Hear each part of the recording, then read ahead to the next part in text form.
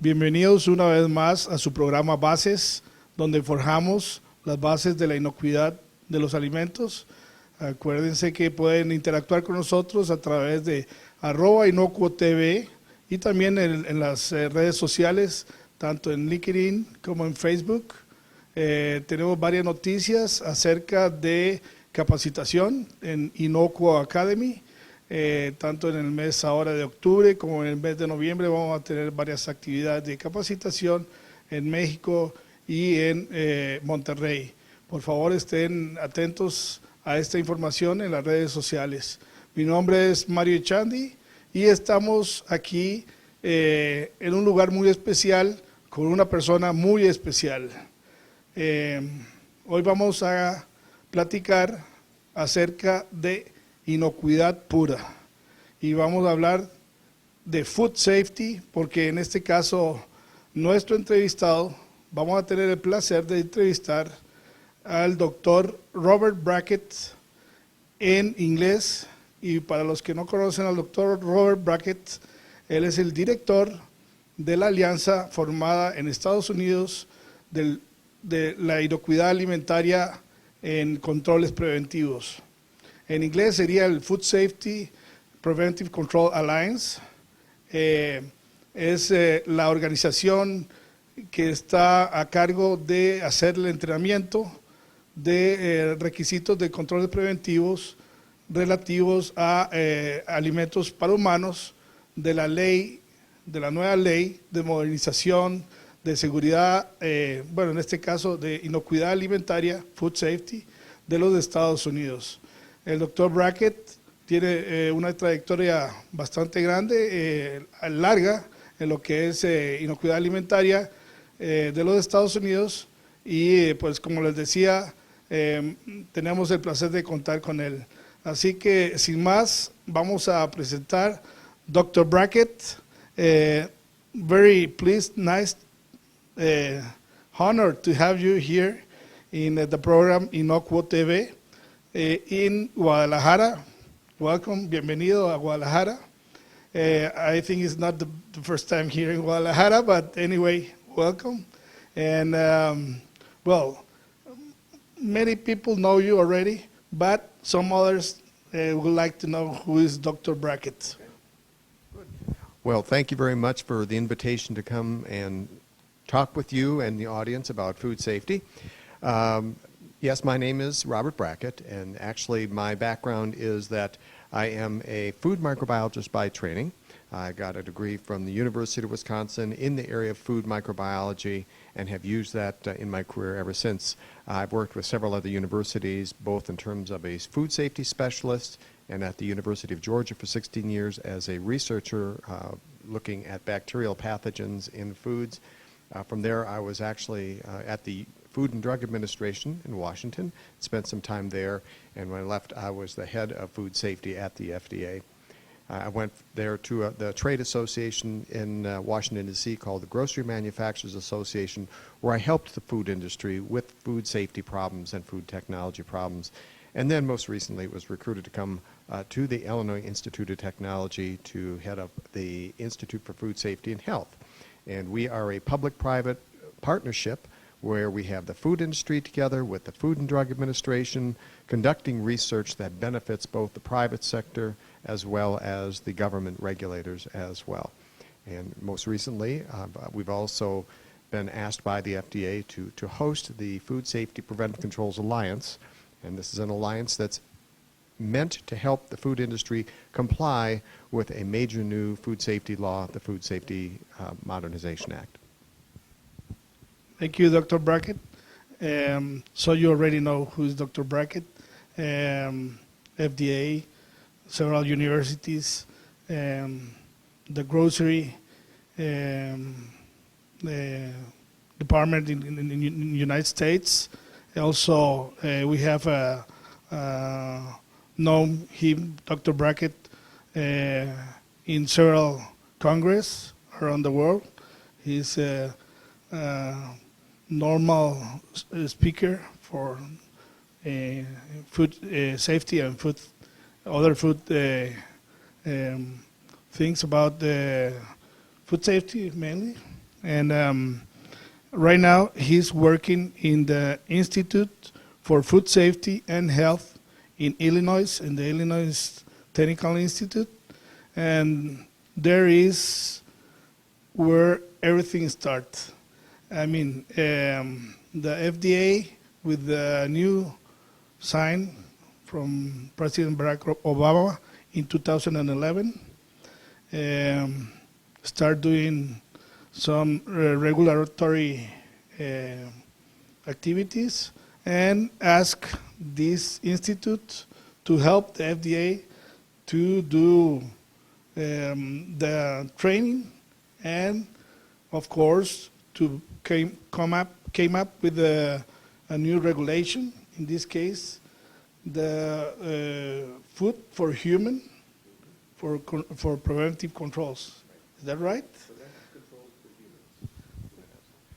Yes, the Food and Drug Administration, as a result of the Food Safety Modernization Act, which, as you said, was passed in 2011, also wrote several regulations, several very important ones to food safety that will impact both the food industry in the United States and anybody who exports to the United States. So obviously here in Mexico, being a big trade partner, that would impact the food industry here as well. And this new law was historical, that it involved the food industry, it involved the consumer groups, it involved the regulatory agency, is one of the most wide-sweeping changes in food safety in 75 years or so. And so the FDA knew that it may be difficult, especially for small and mid-sized companies, to be able to comply with that law and with those regulations. So they asked the Institute for Food Safety and Health to host an organization that would build a curriculum that would help train the industry so that it would make it easier for them to comply with these new regulations. We started off in 2011 by organizing the Food Safety Preventive Controls Alliance, and the alliance is comprised of the food industry, universities, and government, to come together and build a system that we could take a curriculum and be able to deliver it anywhere in the world, really. And so what we've done since January, when we actually implemented the training programs, it's been primarily in the United States, and but now we're really moving more towards international activity. And of course, Mexico is one of the first places we're going to. We do have the curriculum for the very first time in Spanish, and the entire training is in Spanish. Two parts, one to make sure we train the Mexican industry, but just as important is to train lead instructors in Mexico so that they can go out and train their own industry within the country. And so we chose Guadalajara. I've had a history with Guadalajara, as you said. I've had relationships with the University of Guadalajara for over 25 years. I knew the great scientists were here, so we thought this was a great place to start. Well, but great. And also, of course, you know, Mexico, the principal associate in exports of Mexico, of course, is United States. And Jalisco, the state that we are right now, is number one in most of the products that we export to United States. So it's, of course, of a great interest of all the faculty, the universities, the government, regulators, and of course the private sector. And I will say for all of those stakeholders, thank you very much to have you here, to be here. And I think it's an extraordinary effort that you have done to come down here and teach for the first time this course that is a lead instructor trainer for the preventive control curriculum, and also teach, because you're saying that is actually two courses. Is the preventive control in the to create or to form, or how you say that? The preventive controls really trains the basic information needed by the industry to comply with the regulation, and then that utilizes lead instructors to do the training. So the second part is actually to take the people that were trained in preventive controls and train them as lead instructors so they can go out and train others as well. Okay, but then the main ingredient here is that you'll be a certified individual in preventive controls, or that you can sign a preventive control program for the companies, or how it works? Well, the law doesn't require someone to be certified, but it does require that they either have great experience in food safety or that they have training in this particular training to show that they have gotten some training. The regulation requires that at least one individual in each company be designated as a preventive control qualified individual. And this is the person that would oversee the whole food safety plan within that company. And so they are going to be a very important person in the company. So the first of the classes trains people and gives them certificates to show that they've had this training so they can become preventive controls qualified individuals. And they can sign. They are responsible for the food safety plans in every company then. So, and then of course the second class is really just to build more instructors so that we can get more people trained in the industry. Okay, thank you, Dr. Brackett. And the other thing that everybody tell me and ask me is about why the Institute of Food Safety and Health from the Institute of Technology of Illinois. Why they are doing this? Why not the FDA directly, or who is behind scenes in this effort? Well, that's a very good question, and one we get asked a lot, actually. The reason why we were chosen is because the Institute for Food Safety and Health is one of FDA's centers of excellence in food safety, and it's a public-private partnership. We have members from the industry. We collaborate with FDA researchers. In fact, we have a complete division of FDA researchers in our building that work with us on a day-to-day basis.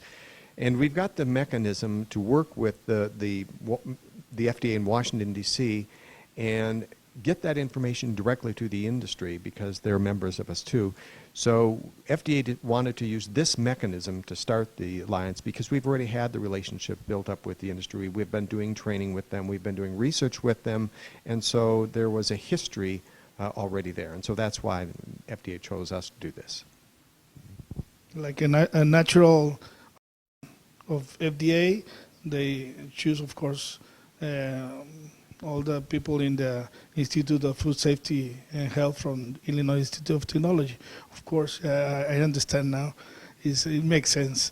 Dr. Brackett, also, what I need to ask you is about what do you think about the FSMA, the Food Safety Modernization Act? We have 50 years, more than 50 years, with the normal, well, the old law right now. And why change? Why is that they want to change now and make things, I guess, more difficult, or is not more difficult, is better for food safety? I want to comment a little bit about that.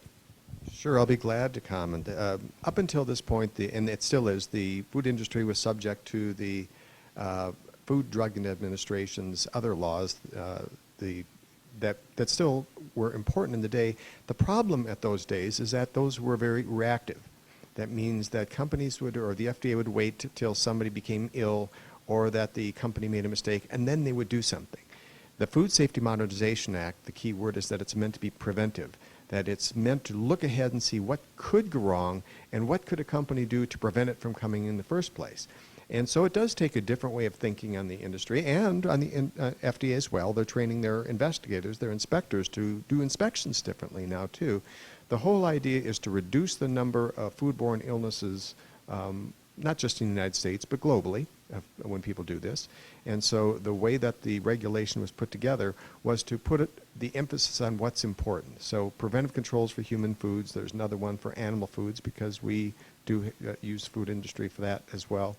And the whole idea is for companies to be able to document what they're doing so they have a plan, so they have a roadmap to tell them how to be preventive. Okay, thank you, Dr. Brackett. So there's another regulation for animal food, and of course, food safety and preventive controls for animal food. That makes sense. Also, Dr. Brackett, we eat animals. And other thing that makes sense is not to be reactive to one problem, is to be proactive, is to prevent. And that makes a lot of sense. And I understand now a little bit more about this new law, that it needs to be in all the countries. And I think it's not only in the United States, but all around the world. And of course, since the United States is a big economy, I'm going to be very sure that there will be a lot of companies, companies, yes, of course, but also countries that will be more than glad to work with all the government of the United States and have similar changes in the law. Mainly in Latin America, that we do a lot of business with the United States. And the other thing that I was looking about the course that we are doing, because I am doing the course, and you are my teacher right now. I better behave with my questions just to have 100%. Dr. Brackett, you talk about validation, verification, and I think last Saturday you talked a little thing about validation, or it was other, I think it was validation. So what can you tell us about validation and the new law? I have heard that there's no need for validation for some things. I want to comment about that. Sure. Well, the new regulation does require that any kind of process that the food industry uses be validated. And I'll explain what that means in a minute. The terms that you used, validation and verification, are really two separate steps. The validation is really the scientific proof that something works. So if you're going to roast nuts, and you assume that it's going to get rid of the pathogenic bacteria, that you actually have scientific data to show that that temperature actually does that. So that's just the basis. But the second part is even if you have the technology and it's good, it doesn't do any good unless the company actually does it. So that's the verification part, to make sure that the companies are verifying that they're doing what their validation told them to do. So that makes it, and you can prove to inspectors, whether they would be from Mexico or the United States, FDA inspectors, what your reasoning is, why you're using the process that you do, that you have the scientific credibility to do it, and that you have the business sense to continue to do it and be able to verify that. So just not a requirement from the government, but the company needs to know that they need to do this.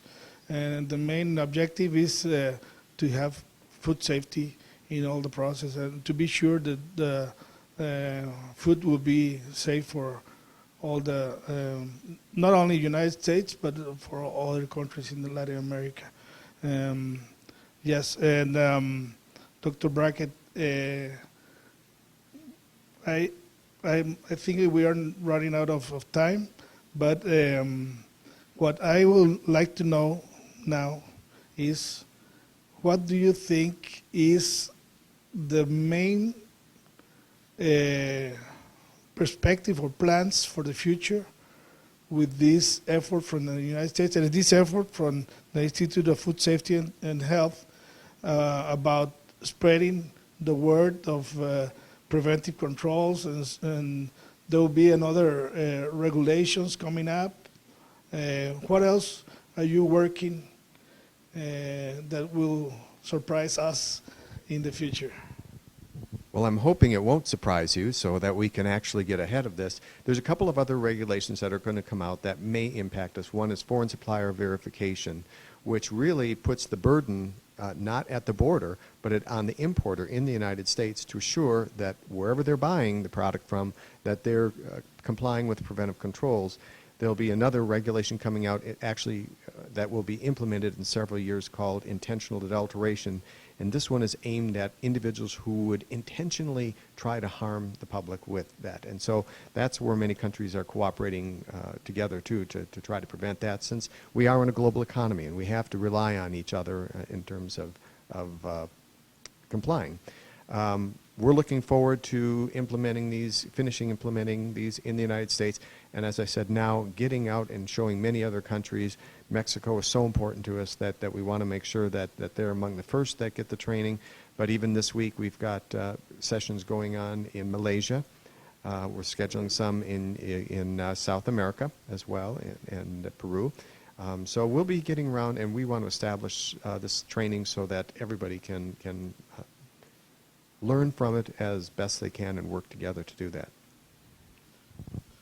Okay, so it's not only to become a certified or qualified individual in preventive controls and to actually know the new approach of the new Modernization Act, but also to create the culture to emphasize in preventive controls, in food safety, and that's what we have been doing this last 7 or 8 years here in Octubre, that is communicating the importance of becoming a food safety culture-oriented company. And we are more than glad that you and the new law from the United States confirm that orientation of having companies that not only because some government asked me to do that, but also because I need to do that. I'd rather do that to become a company that will be working for years and years, and not only like 5 years and that's it, because you do something wrong with the food. Right now, we have some news from the United States that they have been people that have put in jail because of these situations. That's right. That's right. The regulatory authorities and the legal authorities in the United States are getting very serious. And if the leaders of companies are not paying attention to food safety, yes, they can be arrested and put in jail because they're hurting people and killing people if they don't do things right. And another thing this is in the United States, but if you have a fault in let's say Mexico, the very first thing that the United States do to that company, what sanction? Well, the very first thing is they can prevent that product from coming into the United States. Every facility must have a registration, and what they can do right away is take away the registration, and that stops the business. But an equally important part is that the companies that they're selling to in the United States will cut them off. And so there's a big economic motivation to do things right. And economic is the word right now that you're telling me. And there's another study or another chapter that talks about not only biological or physical or chemical hazards, but also an economic hazard. Can you tell me a little bit more about that? Sure. This is a part that's known as economic adulteration. And what this means is that you do something to the food, you use a cheaper ingredient or you add water that is meant to really make money. Now, that is something that is illegal in most countries, but sometimes when you do that, you can actually make the food unsafe too. So we want people to be using the appropriate technologies, using the right ingredients, not trying to cheat the public, not trying to cheat their business partners by using economic adulteration in their products. And so this is part of the preventive controls as well. Okay, thank you very much. And Dr. Brackett, I was just looking at the Congress that you went last Saturday. This is the Congress that you have been visiting us in Guadalajara for the last 25 years. So you know Guadalajara. You know people from here. What do you expect companies and universities and government, how do you think how they react to this kind of information or kind of laws? Well, I think they've reacted somewhat like the same companies did in the United States, which is to say, what is going on here? But when they learn, the companies in Guadalajara and in Jalisco are in general very progressive. They want to do things the best way, and they want to learn the newest technologies. And so we're happy that we can, at least in some small way, help. Okay. And there's another point that I was reading about. There will be not certifications, but audits to the companies. And these audits, I was not. I forgot to tell everybody that not only FDA inspectors could be here down here in Mexico, but also inspectors from Zagarpa or maybe Cofepris, if you start working together with the United States government. But also there's some things that have been saying about certification of companies, that this certification will help companies doing business with the United States, and it's, I don't know if it's by law or if it's voluntary or how it works. Right. There's another regulations that's voluntary qualified companies that where they can agree and work with the U.S. government or work with the Mexican government saying, we're going to do things better, and as a result of this, their products become through the border faster with less intervention. And they provide all their data to the government. And to do this, they will use the new qualified auditors who have been certified by the government to be qualified to do that job. And sometimes it could be government regulators that serve the auditors, but it may be private sector, third-party auditors as well. Well, that's a new opportunity for everybody out there that is doing audits or second-party audits or consulting firms that they will like to help with this all this effort and to become an auditor. What is it called? Certified auditor, or they actually will be certified. Yes, they actually will be certified auditors. This will be going through various certification bodies, such as you may have similar to ISO, where you will have an accreditation body that makes sure that they meet the minimum qualifications. Okay, perfect. And of course, I think the minimal thing in training is to have this course of preventive controls.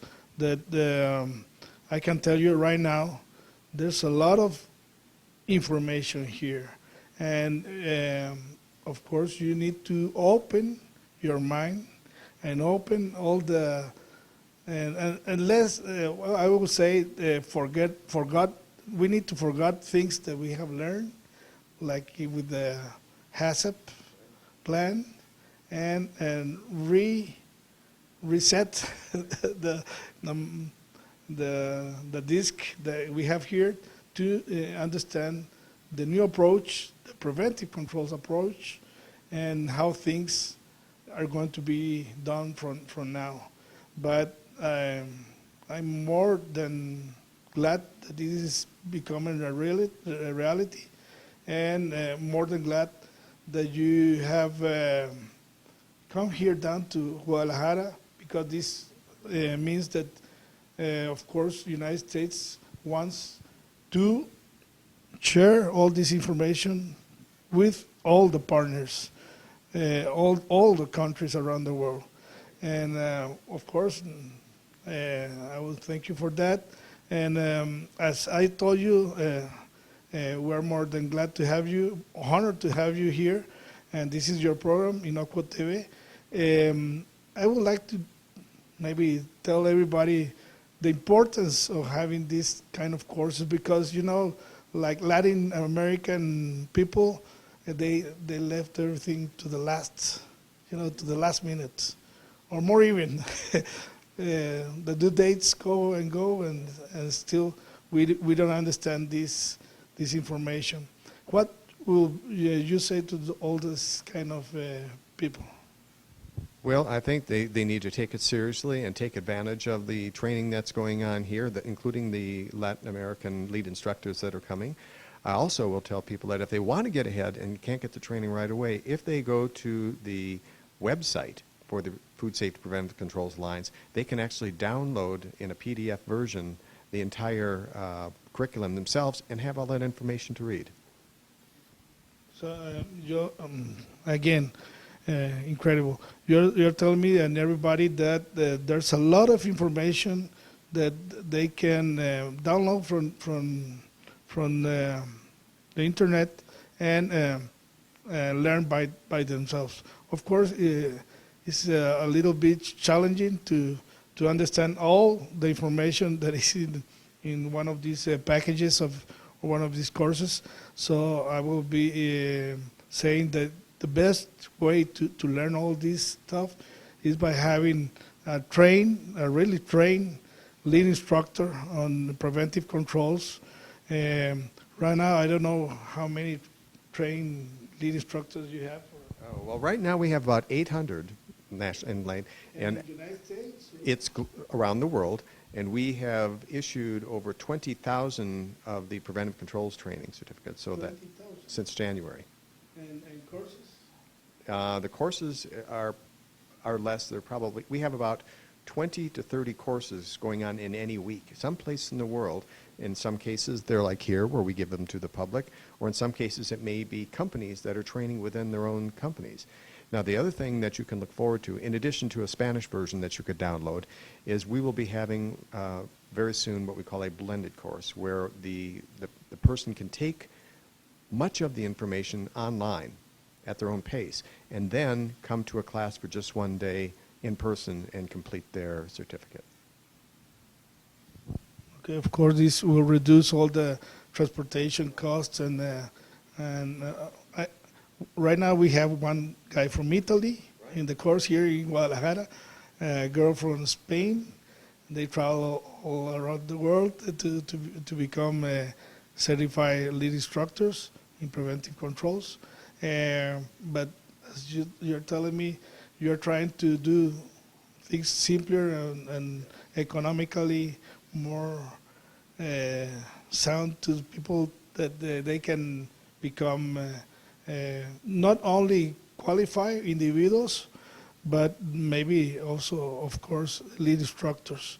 Other thing that I was looking at is that since we are an internet channel, like Inoco TV, it's internet media.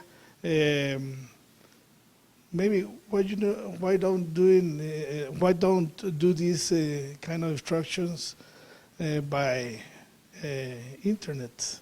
What do you think about that? I think it's a great idea. We've thought about it, and that's perhaps something that we'll do down the line as well. So there's many different ways of training, and we want to make it as easy for people to learn as possible. Okay, thank you very much, everybody.